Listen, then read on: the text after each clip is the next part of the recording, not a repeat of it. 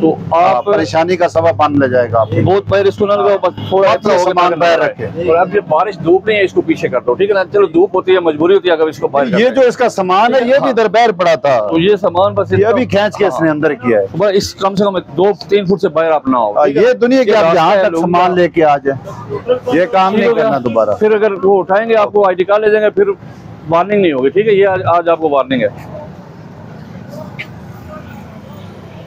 अब ये दुकान जी जी, ये कहाँ तक इधर है, ये दुकान अभी क्लोज कर रहे हैं। किधर दुकान बंद क्यों कर रहे हैं? अच्छा अमीर साहब आप आ जाए, कोई बात नहीं, आ जाए। नहीं, हमने आपको ये तो नहीं बताया कि आप दुकानें बंद करके भाग जाएं, तो फिर आप क्यों बंद करें हैं?